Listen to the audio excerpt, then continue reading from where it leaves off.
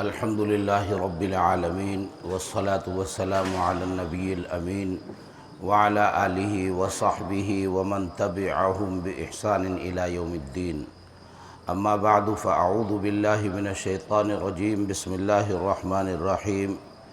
وَيَضَعُ عَنْهُمْ إِصْرَهُمْ وَالْأَغْلَالَ الَّتِي كَانَتْ عَلَيْهِمْ وقال النبی صلی اللہ تعالی علیہ وسلم من رأى منكم منكرا فليغيره بيده فإن لم يستطيع فبلسانه فإن لم يستطيع فبقلبه وذلك أضعف الإيمان۔ حضرات طلبہ عزیز، اساتذہ کرام، آج یوم آزادی ہے، 15 اگست کا دن ہے، اور 15 اگست ہمارے ملک ہندوستان کے لیے انتہائی اہمیت والی تاریخ ہے۔ بہت ہی عظیم ترین اور بڑے طویل عرصے تک مستقل جد و جہد، قربانیوں اور نہ جانے کتنی شہادتوں کے بعد یہ ہمارا وطن ملک ہندوستان آزاد ہوا۔ اس یوم آزادی کو ہم یاد رکھنے کے لیے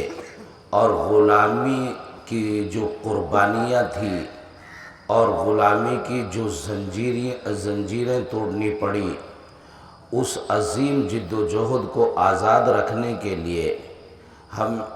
آج خوشی اور مسرت کے ترانے گاتے ہیں۔ اسی طرح وہ لوگ جنہوں نے جام شہادت نوش کیا، ان کی ایک بڑی تعداد ہے۔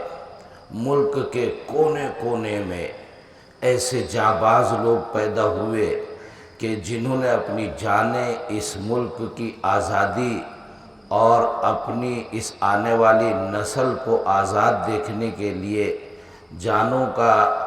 صدقہ دیا اور شہادتیں اپنی خود بخود پیش کی۔ ان قربانیوں کے درمیان جو لوگ ہمارے درمیان سے رخصت ہو گئے اور چلے گئے، ان سب کو یاد کرنے کے لیے، انہیں خراج عقیدت پیش کرنے کے لیے ہم آج کے دن اکٹھا ہوتے ہیں۔ اگر ان عظیم لوگوں نے قربانیاں نہ دی ہوتی تو آج آزادی کا دن ہمیں دیکھنے کو میسر نہ آتا۔ ہم بحیثیت مسلمان یہ اس بات پر یقین رکھتے ہیں کہ سب سے بہترین شخصیت اس دنیا کے اندر امام الانبیاء جناب محمد الرسول اللہ صلی اللہ تعالی علیہ وسلم ہے۔ ان سے پہلے، ان کے بعد رسول اکرم صلی اللہ علیہ وسلم کا کوئی ثانی نہیں ہے۔ امام الانبیاء آخری نبی ہیں، آپ کے بعد کوئی نبی آنے والا نہیں، اور انہوں نے جو کچھ ہدایتیں اس دنیا کے لیے ارشاد فرمائی، وہ ساری دنیا کے انسانوں کے لیے انتہائی کارآمد ہیں۔ کوئی انسان، کوئی ہندو ہو، کوئی مسلمان ہو، کوئی سکھ ہو، کوئی عیسائی ہو، کوئی بدھ ہو، جو بھی لوگ دنیا کے اندر جس دھرم کو بھی مانتے ہیں، رسول اکرم صلی اللہ علیہ وسلم ساری دنیا کے انسانوں کے لیے رحمت للعالمین ہے۔ وہ ساری دنیا کے انسانوں کے لیے خیر کو تقسیم کرتے ہیں، نرمی کو تقسیم کرتے ہیں، رحمتوں کو تقسیم کرتے ہیں۔ وہ ظلم کا انکار کرتے ہیں، تشدد اور بربریت کا انکار کرتے ہیں۔ وہ کسی پر ظلم کو روا نہیں رکھتے۔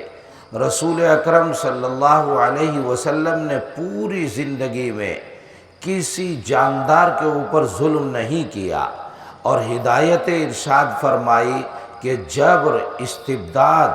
ظالمانہ صورت یہ قطعی طور پر کسی انسان کو زیب نہیں دیتا۔ ظلم اور بربریت کی بنیاد پر کسی کی جان پر قبضہ کرنا، کسی کے مال پر قبضہ کرنا، رسول اکرم صلی اللہ علیہ وسلم نے اس کو ممنوع قرار دیا ہے، ناجائز قرار دیا ہے۔ عجیب صورتحال ہمارے ملک میں پیش آئی کہ اس ملک کے اندر جو طویل عرصے تک مسلمانوں کی حکومت رہی، ان مسلمانوں کی حکومت کے چلتے چلتے بادشاہ جہانگیر آئے، اور ان کے دور حکومت میں عیسائیوں نے برطانیہ سے آ کر ان سے کچھ معاہدے کیے، اور وہ معاہدے تجارت اور بزنس کی شکل میں تھے۔ یہ سن 1600 کے قریب کی بات ہے، اور 1600 سے دستے کچھ تجارت کے لیے معاہدوں کے لیے آنے شروع ہوئے، اور 1615 میں ان معاہدوں کے اوپر مکمل طور پر دستخط ہو گئے۔ جہانگیر بادشاہ نے یہ سمجھا کہ ایک بزنس کے لیے لوگ آ رہے ہیں، تجارت کے لیے لوگ آ رہے ہیں، تجارت کو فروغ ہوگا، ملک کو بھی ترقی ہوگی، یہ بھی پیسہ کمائیں گے اور ملک کے اندر بھی خوشحالی آئے گی۔ اس بہانے وہ یہاں پر آئے، اور وہ ایسٹ انڈیا کمپنی کے نام سے ایک کمپنی متعین کی گئی۔ اس کمپنی نے آ کر یہاں پر تجارت شروع کی، اور اپنے پڑاؤ جو ہے سورت میں، بھروچ میں، گجرات کے کچھ علاقوں میں،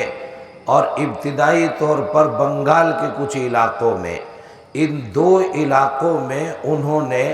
تجارت شروع کی، اپنی کوٹھیاں تیار کی، اپنے آفس بنائے، اپنے لوگ یہاں پر لے کر آئے، اور مال تیار کیا اور ملک کے اندر سپلائی کیا، ایک تجارت کی شکل ہوئی۔ لیکن تجارت ظاہری طور پر ان کے پیش نظر تھی،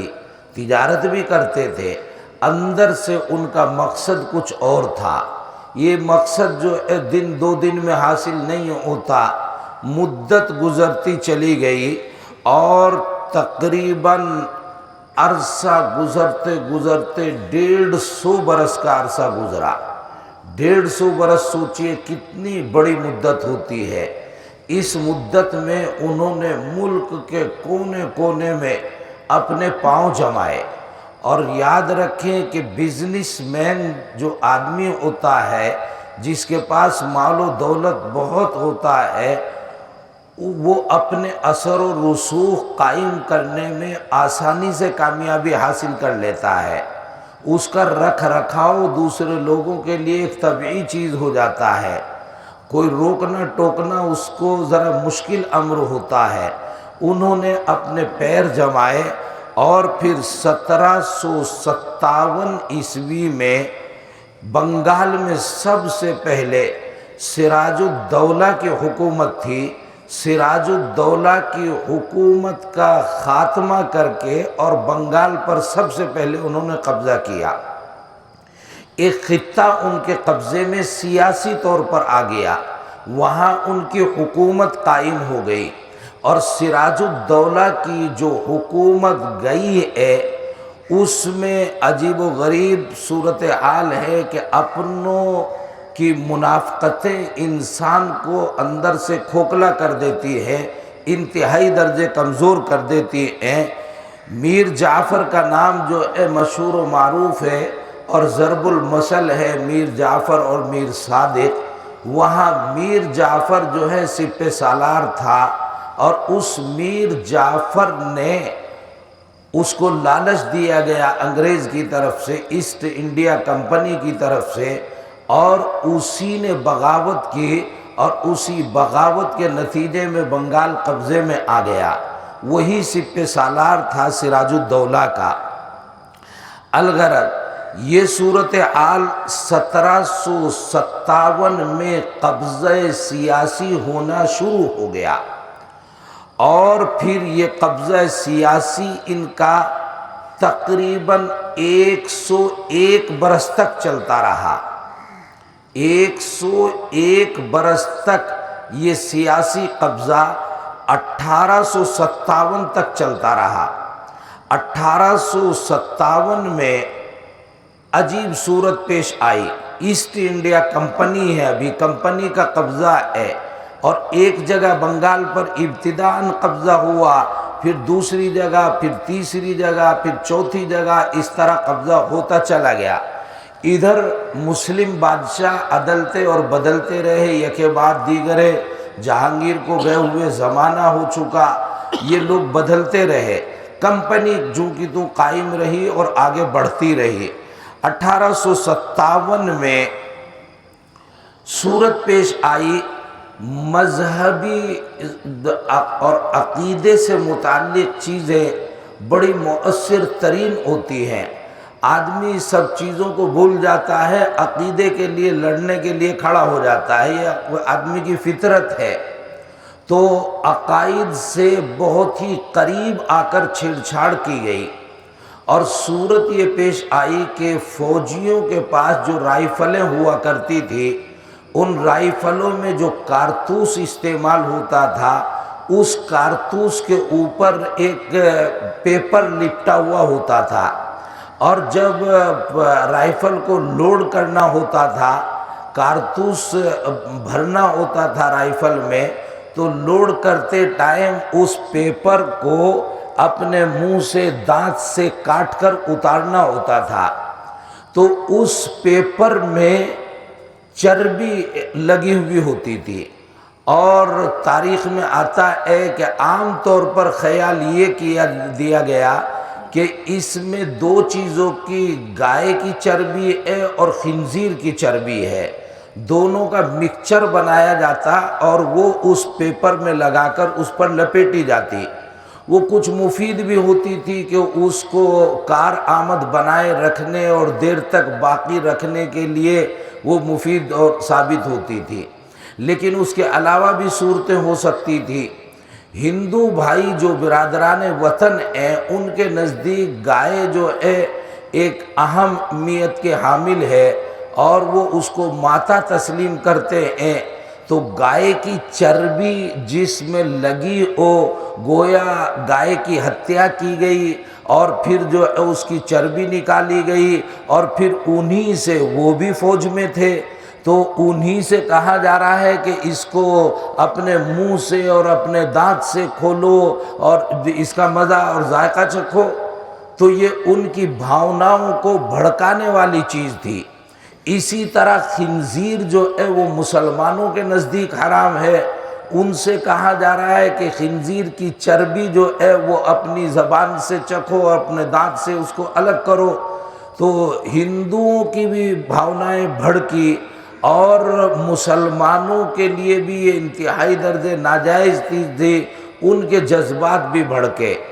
اس طرح وہاں جو فوج میں اور پولیس میں لوگ تھے،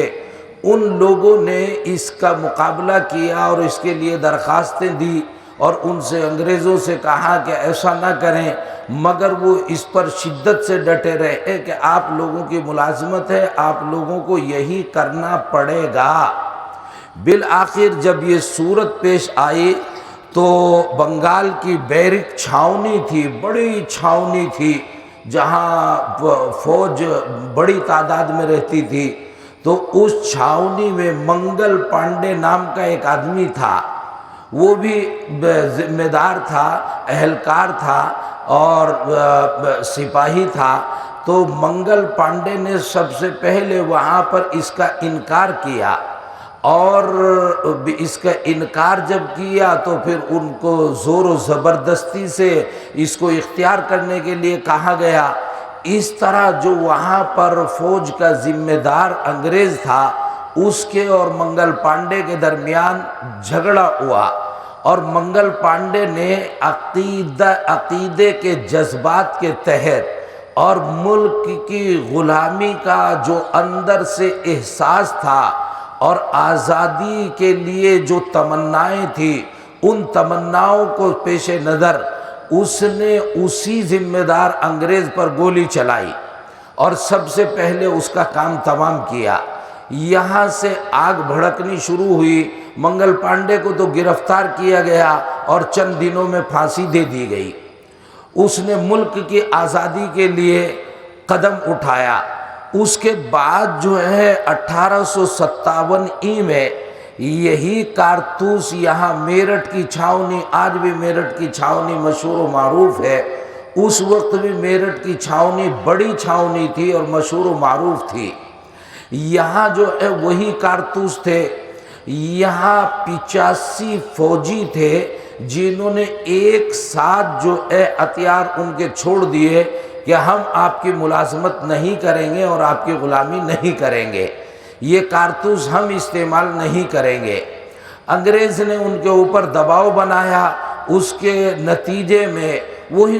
ان کو احساس تھا کہ یہ ہندوستانی تو ہمارے غلام ہیں، جس طرف ہم کہیں گے اس طرح بھیڑ کی طرح یہ چلیں گے۔ لیکن انہوں نے کہا کہ کافی چل لیے، اب ہماری ہمت نہیں کہ اس غلامی کی زنجیر کو، اس طوق کو اپنے گلے میں سجائے رکھیں۔ انہوں نے وہ طوق غلامی پھینکا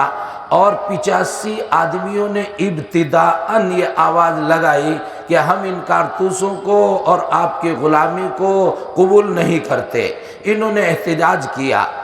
اب ان کا جب احتجاج ہوا تو ان تمام 85 لوگوں کو چھاؤنی کے اندر قید کر دیا گیا اور جیل میں ڈال دیا گیا۔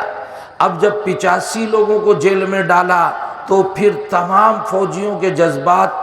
اور وہ تمام فوجی سامنے آئے، ان میں ہندو بھی تھے، مسلمان بھی تھے، ان تمام نے مل کر پھر اپنے ذمہ داروں کا اور انگریز جنہوں نے غلام بنا رکھا تھا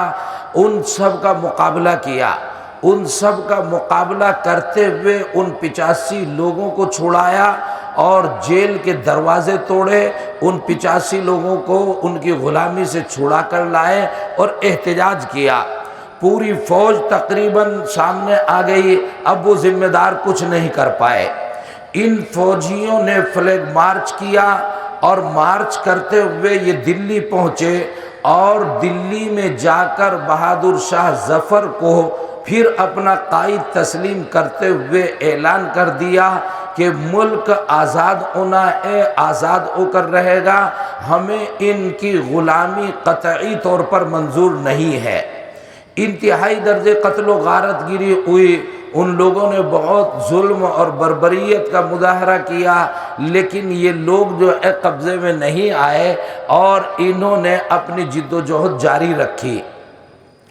ادھر یہی 1857 کا زمانہ ہے کہ جب یہ بنگال سے اور میرٹھ سے آواز بلند ہو گئی اور فوجیوں کی طرف سے، سپاہیوں کی طرف سے آواز بلند ہو گئی تو اس کا مقابلہ انگریزوں کی طرف سے کیا جانے لگا۔ یہ صورتحال جو مقابلہ آرائی کی چل رہی تھی، اسی کے ابتدا میں حضرت علامہ فضل حق خیرآبادی علیہ الرحمہ نے ایک فتویٰ مرتب کیا اور اس فتوے میں تفصیل سے یہ بات لکھی کہ انگریز یہ ہمارے ملک کے باشندے نہیں ہیں، ہمارے ملک کے رہنے والے نہیں ہیں، یہ باہر سے لوگ آئے اور ہمیں اپنا غلام بنایا، ان کا غلام بن کر رہنا شریعت میں جائز نہیں ہے، اور شریعت یہ کہتی ہے کہ ہمارا ملک ہے،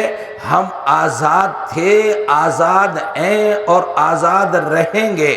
ظاہری طور پر چند دنوں سے جو انہوں نے ہمیں آ کر غلام بنایا ہے، مسلمانوں کو بالخصوص اور پورے ملک کے باشندوں کو بالعموم انہوں نے للکارا اور انہوں نے کہا کہ اس غلامی میں رہنا یہی نہیں کہ غلامی ہے،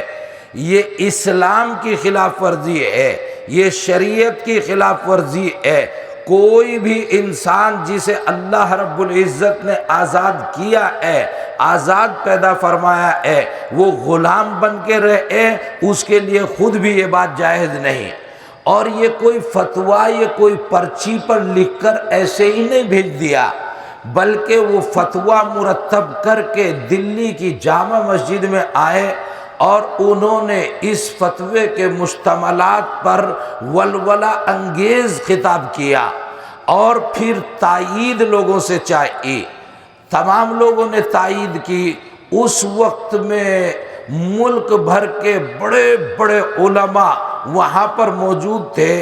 33 علماء نے اس فتوے پر دستخط کیے۔ 33 علماء کا مطلب یہ نہیں کہ اور لوگوں نے نہیں کیے، یعنی جو اس بات کی اہلیت رکھتے تھے کہ فتوے پر ان کے دستخط ہونے چاہیے، وہ فتوے کی حیثیت کے 33 لوگ وہاں پر موجود تھے، باقی عوام اور علماء ان کا ایک مجمع تھا، ان تمام نے تائید کی اور 33 علماء حق نے وہاں پر فتوے پر دستخط کیے۔ اس طرح اس تحریک کو ایک ترقی ملی اور آگے بڑھنے کا موقع ملا، اور پورے ملک میں بالخصوص مسلمانوں کے جذبات ابھرے، اور انہوں نے سوچا کہ ہم یہی نہیں کہ ملک میں غلام ہیں، شریعت کی خلاف ورزی کر رہے ہیں، ہمیں آزاد ہونا ہے، اس ملک کو آزاد کرانا ہے۔ ہندو مسلمان ہر چہار جانب سے آزادی کے لیے جد و جہد کرنے لگے۔ اسی درمیان معرکہ شاملی پیش آیا۔ شاملی 1857 ہی ہے، یہی بنگال کا مسئلہ سامنے آیا منگل پانڈے جی کا، اور پھر اس کے بعد میرٹھ کا معاملہ پیش آیا، پھر علامہ فضل حق خیر آبادی کا فتویٰ، اللہ اللہ صدا پوری دنیا کے اندر بلند ہو گئی کہ ہندوستان میں آزادی کی تحریک بڑھ رہی ہے، ترقی کر رہی ہے، اب جو ہے ان کا ٹھہرنا یہاں پر مشکل ترین امر ہوگا۔ اسی درمیان سید الطائفہ حضرت حاجی امداد اللہ مہاجر مکی علیہ الرحمہ، ان کا نام دیوبند والے سب جانتے ہیں۔ حضرت حاجی امداد اللہ مہاجر مکی علیہ الرحمہ یہ سرپرست تھے، اور پھر انہوں نے اپنے شاگردوں اور اپنے ہم عصر علماء ان کو اکٹھا کیا اور ایک معرکہ طے پایا کہ مقابلہ کرنا ہے انگریزوں کا۔ شاملی کا میدان اس کے لیے متعین کیا گیا، اور شاملی کے میدان میں جانے کے لیے حضرت حاجی صاحب تو سرپرستی فرما رہے تھے، منصوبہ انہوں نے تیار کیا تھا، اور اس میں جو علماء پیش تھے، بڑی تعداد علماء کرام کی تھی، چند نام جو ذمہ داران ہوتے ہیں ان کے نام متعین ہوتے ہیں، تو ان میں حضرت مولانا محمد قاسم صاحب نانوتوی نور اللہ مرقدہ وہ کمانڈر ان چیف متعین کیے گئے۔ حضرت مولانا محمد قاسم صاحب نانوتوی نور اللہ مرقدہ اس قافلے کی قیادت کر رہے تھے، اور سرپرستی حضرت حاجی صاحب نور اللہ مرقدہ فرما رہے تھے، اور قاضی مہم یعنی جج کے طور پر جن کو متعین کیا گیا وہ فقیہ النفس حضرت مولانا رشید احمد گنگوہی نور اللہ مرقدہ تھے، اور فوجی دستے کی قیادت کرنے کے لیے حضرت مولانا محمد یعقوب صاحب نانوتوی نور اللہ مرقدہ اور مشہور نام ہے جنہوں نے وہیں جام شہادت نوش کیا، حضرت حافظ ضامن شہید نور اللہ مرقدہ۔ ان لوگوں نے شاملی میں انگریزوں کا باضابطہ مقابلہ کیا، اور شاملی ایک لفظ ہے، شاملی ایک اصل مقام تھا، شاملی سے تھانہ بھون تک، بعض تواریخ میں تو معرکہ تھانوی ہی لکھا گیا، اور بعد میں معرکہ شاملی۔ ہم نے وہ میدان جا کر دیکھا ہے کہ جس جگہ پر جو ہے یہ لوگ پڑاؤ ڈالے ہوئے تھے اور مقابلہ جہاں سے کیا جا رہا تھا وہ مقابلہ کیا۔ 1857 میں اسی مقابلے کے اندر بہت سے علماء نے جام شہادت نوش کیا۔ ہمارے قریب میں جو مرقد ہے اور مزار ہے حضرت حافظ ضامن شہید نور اللہ مرقدہ، اس میں معروف و مشہور اور سر فہرست ہے۔ تو علماء دیوبند میں بالخصوص حضرت حاجی امداد اللہ مہاجر مکی نور اللہ مرقدہ اور بانی دارالعلوم دیوبند حضرت مولانا محمد قاسم صاحب نانوتوی نور اللہ مرقدہ اور دارالعلوم دیوبند کے اولین صدر المدرسین حضرت مولانا محمد یعقوب صاحب نانوتوی نور اللہ مرقدہ، اور دارالعلوم دیوبند کے سرپرست حضرت مولانا رشید احمد گنگوہی نور اللہ مرقدہ، علماء دیوبند کا تو ایک طویل سلسلہ ہے اور بڑی فہرست ہے، لیکن جو بانی مبانی حضرات ہیں ان کے نام میں آپ کے سامنے لے رہا ہوں۔ حضرت یہ معرکہ شاملی پیش آیا اور سیاسی طور پر پھر یہ معرکہ شاملی میں پورے طور پر جب کامیابی نہیں مل سکی اور نہ جانے کتنے علماء اور کتنے عوام کو شہید انگریزوں کی طرف سے مقابلے میں کیا گیا، تو اس وقت حضرت مولانا محمد قاسم صاحب نانوتوی نور اللہ مرقدہ نے ایک منصوبہ بنایا کہ یہ انگریز ہمیں ہمارے ظاہر سے ہمارے باطن سے ہر طرح سے غلام بنانے کے لیے آئے ہیں، یہ اسلامی تعلیمات کا قلاقمہ اور خاتمہ کرنا چاہتے ہیں، یہ چاہتے ہیں ہماری نسلیں آئیں اور انہیں غلامی ہی کا پتہ ہو کہ اسی طرح مچھلی کے مینڈک کے بچوں کی طرح بچے پیدا ہوتے ہیں اور کنویں میں رہتے ہیں، یہی ان کا خیال ہو، اس کے علاوہ ان کی سوچ ہی باقی نہ رہے اور بھیڑ بکریوں کی طرح یہ ان کو ہکاتے رہیں۔ لیکن انہیں نہیں معلوم تھا کہ مینڈک کے بچے نہیں، مچھلی کے بچے ہیں، انہیں تیرنا کون سکھائے؟ یہ تو تیراک پیدائشی طور پر ہوتے ہیں، اللہ نے انہیں آزاد پیدا کیا ہے، یہ آپ کی غلامی زیادہ دن برداشت نہیں کر پائیں گے، آپ جب تک طاقت کا مظاہرہ کرتے رہیں یہ آپ کا مقابلہ کرتے رہیں گے۔ اسی مقابلے کے لیے حضرت نانوتوی نور اللہ مرقدہ نے پلان بنایا اور 1866 میں پھر دارالعلوم دیوبند کی بنیاد ڈالی۔ یہ دارالعلوم دیوبند ایک تعلیمی مرکز بھی ہے اور ایک جنگ آزادی کی تحریک بھی ہے، تاکہ یہی نہیں کہ معرکہ شاملی کے اندر چند لوگ آئے اور ان کا مقابلہ کیا، ان کو ختم کر دیا، لیڈر ختم ہو جائیں گے، باقی ڈر اور خوف میں زندگی گزاریں گے۔ نہیں، ایک لیڈر اگر شہید ہو جائے گا تو اپنے پیچھے متعدد لیڈر چھوڑ کر جائے گا اور تیار کر کے جائے گا،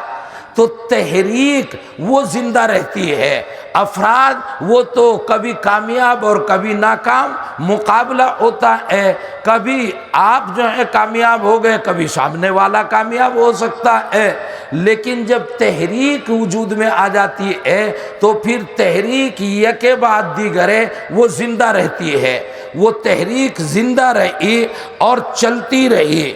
اب یہ ادھر سے تو ہماری تحریک چل رہی ہے، مقابلہ آرائی کی، مسلمان اور ہندو مل کر ان کا مقابلہ کر رہے ہیں اور آزادی کے لیے لڑ رہے ہیں، جد و جہد کر رہے ہیں۔ ادھر ایسٹ انڈیا کمپنی اپنے پنجے جمانے کے لیے ان مقابلہ آرا لوگوں کا قتل عام مچاتی چلی جا رہی ہے۔ کبھی ان کو قید و بند کی اور صعوبتوں کی مشکلات کا سامنا ہے اور کبھی جام شہادت ہے۔ یہی دو ظلم اور ستم سب سے بڑے ان کی طرف سے، اور ہماری طرف سے یہی نعرہ کہ ظالموں دیکھنا ہے زور کتنا بازوئے قاتل میں ہے، ہم کتنے شہید ہو جائیں گے مگر ملک کو آزاد دیکھیں گے اور آزاد اپنی نسلوں کو چھوڑ کر جائیں گے۔ یہ مقابلہ چلتا رہا۔ ادھر جو ہے ایسٹ انڈیا کمپنی جب پورے طور پر کامیاب نہیں ہوئی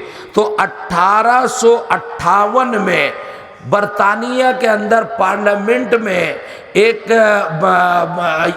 تجویز پاس کی گئی اور اس تجویز کے تحت ایسٹ انڈیا کمپنی کو یہاں سے نظام ان سے لے لیا گیا اور براہ راست ملکہ وکٹوریہ کے تحت یہ نظام اور یہ پورا ملک غلامی کی حیثیت سے دے دیا گیا۔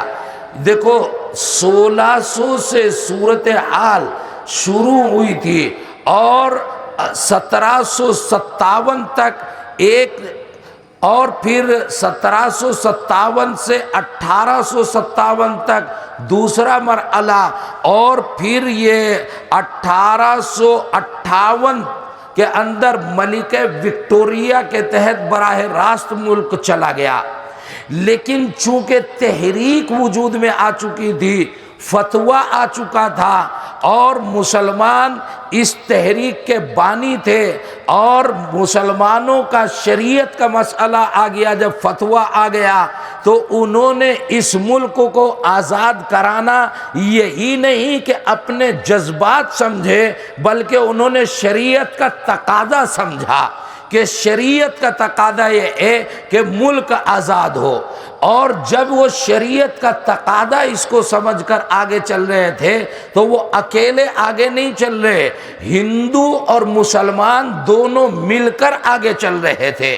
ہندوؤں کو بھی ساتھ لیا اور مسلمانوں کو بھی ساتھ لیا۔ اس طرح وہ ملک کو انگریزوں کا غلام سمجھتے تھے، ہندوؤں کا غلام نہیں سمجھتے تھے۔ ہندو انگریزوں کا غلام سمجھتے تھے، مسلمانوں کا غلام نہیں سمجھتے تھے۔ یہ صورتحال جد و جہد آزادی ہندو اور مسلمان لے کر آگے چلتے رہے۔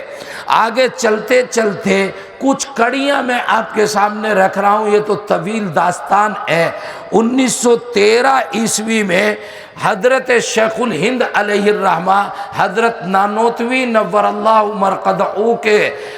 شاگرد رشید، اور اسی دیوبند کی دھرتی کے باشندے اور رہنے والے حضرت مولانا محمود حسن دیوبندی، جو شیخ الہند کے نام سے معروف و مشہور ہوئے، انہوں نے ایک تحریک چلائی۔ گویا وہ جو تحریک تھی جس کی داغ بیل ڈالی تھی حجت الاسلام مولانا محمد قاسم صاحب نانوتوی نور اللہ مرقدہ نے، اس تحریک کو آگے بڑھایا، اور اس تحریک کے ذریعے انہوں نے یہ چاہا کہ ملک کے اندر سے جو ہم دفاع کر رہے ہیں، ہم انگریز پر ظلم نہیں کر رہے تھے، انگریز نے آ کر ہمیں غلام بنایا، ہم اپنا دفاع کر رہے تھے، ہم اس غلامی کو قبول نہیں کر رہے تھے، ہم ان کی سیادت کو رد کر رہے تھے، ہم اپنا حق مانگ رہے تھے، اور اس کے نتیجے میں ہمیں شہید کیا جا رہا تھا، ہمارے اوپر باہر سے آ کر ظلم ڈھایا جا رہا تھا۔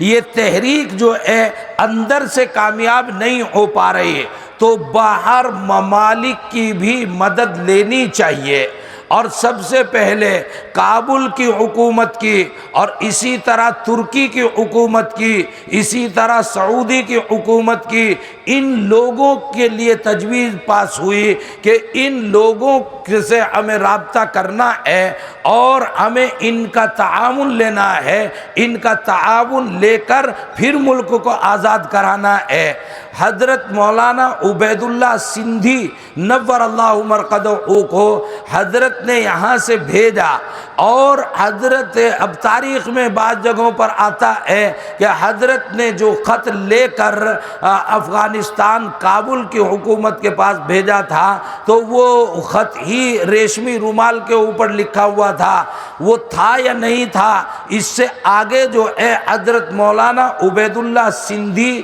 نور اللہ مرقدہ وہ جو وہاں سے خطوط سے رابطہ قائم کرتے تھے، حجاز مقدس حضرت حاجی صاحب نور اللہ مرقدہ سے،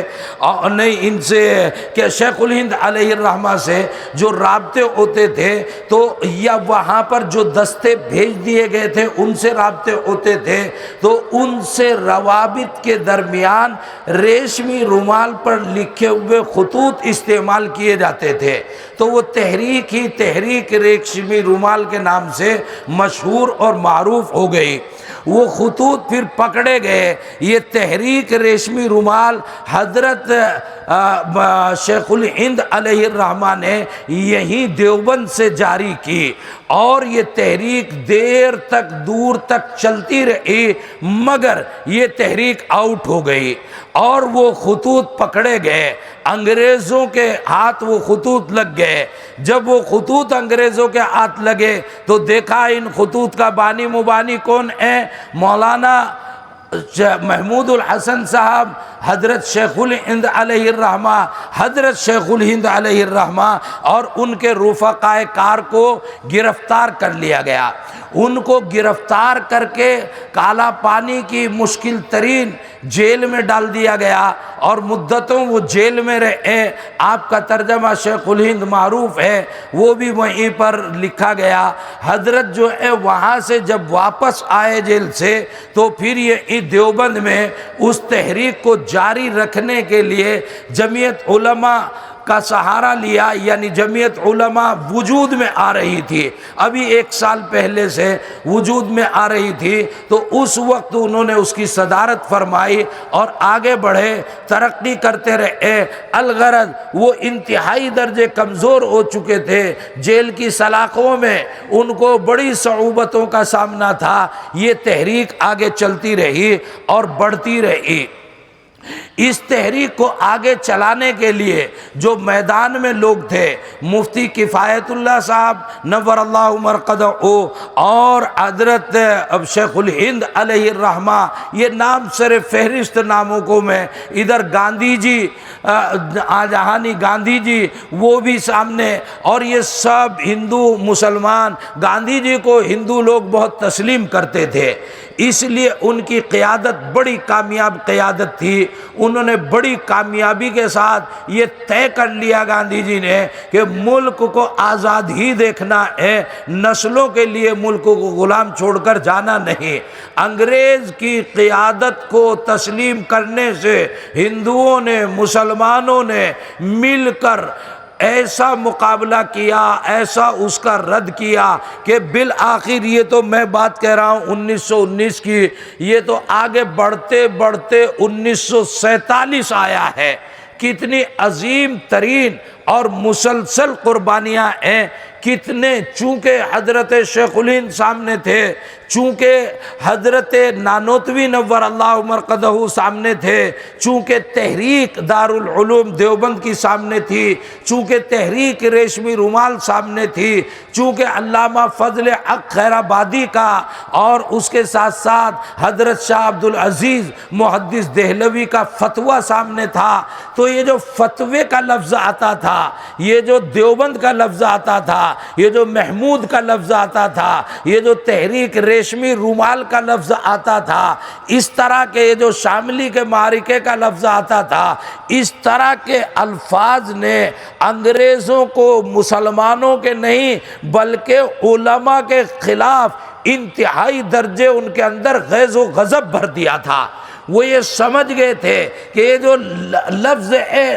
لیڈر کا، یہ جو لفظ ہے قائد کا، یہ لفظ ہے قیادت کا، یہ ختم کرنا آسان ہے۔ چند لیڈر ہیں، ان کو جیل کی سلاخوں میں ڈال دیا جائے، جبر و تشدد کیا جائے، ان کو قتل کر دیا جائے، ان کو شہید کر دیا جائے، یہ آسان ہے۔ لیکن یہ جو مولوی برادری ہے، یہ جو فتوے والی برادری ہے، یہ جو فتویٰ دے چکے ہیں، یہ جو مسئلے ملک کو مسئلہ شریعت بنا چکے ہیں، تو پھر ان کی تحریک کا مقابلہ کرنا پڑے گا۔ تحریک کا مقابلہ کیسے ہوگا؟ تحریک کا مقابلہ جب ہوگا جب ان مولویانہ لوگوں کو جو فتویٰ دے کر مسلمانوں کے جذبات کو بھڑکاتے ہیں، اور یہ گاندھی جی جو ہندوؤں کے جذبات کو انگریزوں کے خلاف لاتے ہیں، ان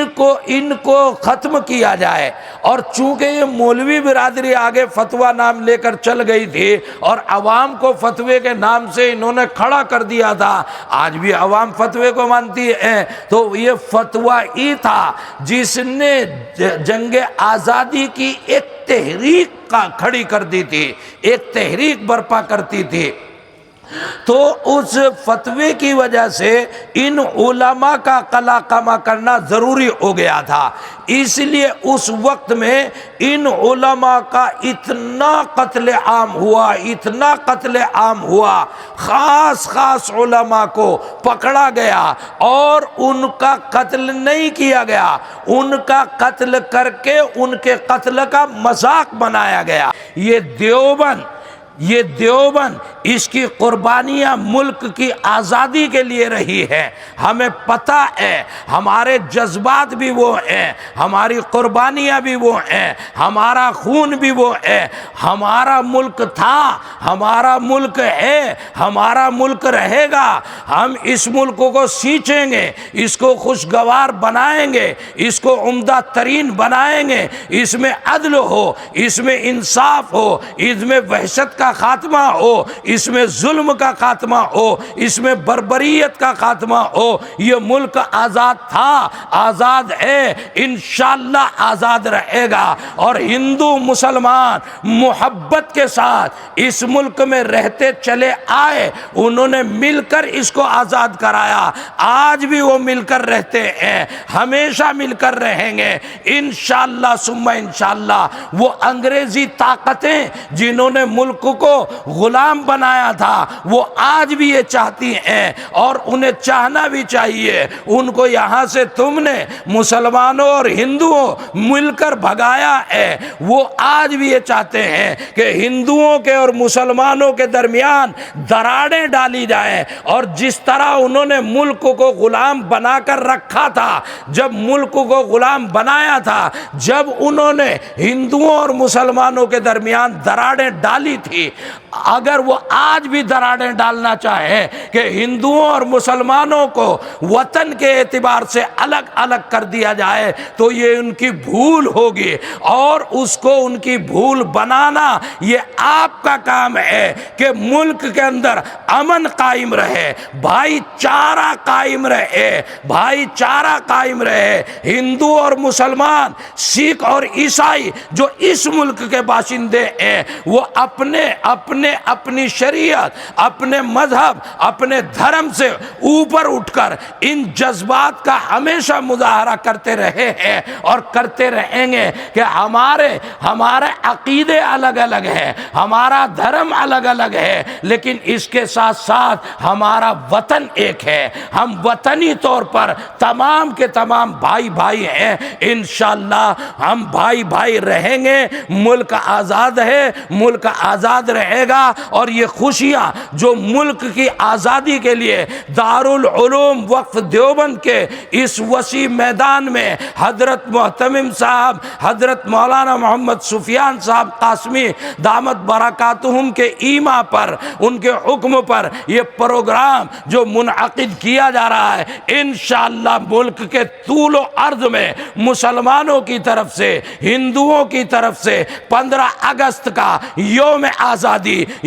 آزادی ہی رہے گا۔ اللہ رب العزت ملک کو ترقی عطا فرمائے، خوشحال بنائے، اللہ رب العزت ملک میں ہمیشہ امن قائم رکھے، ہندوؤں، مسلمانوں، سکھوں تمام کے درمیان اللہ کرے محبتیں استوار رہیں، بھائی چارہ رہے، ایک دوسرے کے معاون ہوں، ایک دوسرے کے معاند نہ ہوں۔ ہم وطنی طور پر بھائی بھائی تھے اور بھائی بھائی رہیں گے۔ اللہ رب العزت ملک کو ہزارہا خوشحالیاں اور ترقیات سے سرفراز فرمائے۔ اللہم صلی علی سیدنا و مولانا محمد وعلی آل سیدنا و مولانا محمد وبارک وسلم۔ یا اللہ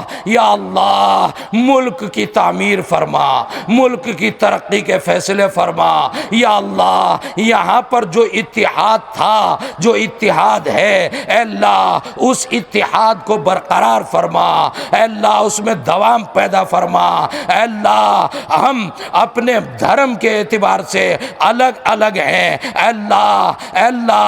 الگ الگ ہونے کے باوجود ہم ملک میں اے اللہ وطنی طور پر بھائی بھائی ہیں۔ ہمارا نعرہ یہی تھا، اے اللہ اس نعرے کے لیے بقا مقدر فرما، اے اللہ ہمیں بھائی بھائی بن کر رہنے کے لیے اے اللہ راہیں ہموار فرما، اے اللہ ملک میں خوشحالی عطا فرما، ملک کی ترقی کے فیصلے فرما، ملک میں عدل عطا فرما، ملک میں انصاف عطا فرما، اے اللہ ملک و ملت کی حفاظت کے فیصلے فرما، اے اللہ ملت اسلامیہ کو اس کے جائز حقوق عطا فرما۔ حجت الاسلام حضرت مولانا قاسم نانوتوی نور اللہ مرقدہ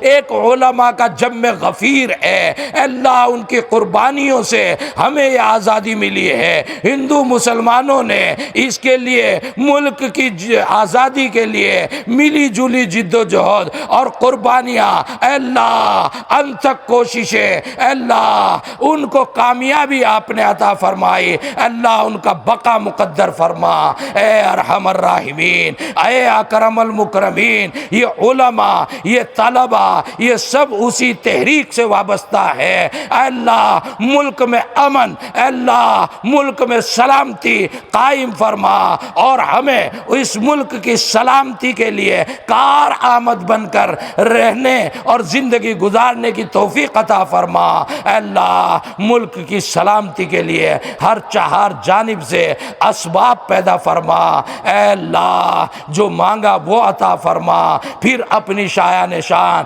اپنی رحمت کے، اپنے کرم کے، اپنے فضل کے فیصلے فرما۔ وصلی اللہ تعالی علی خیر خلقہ محمد وآلہ وصحبہ اجمعین۔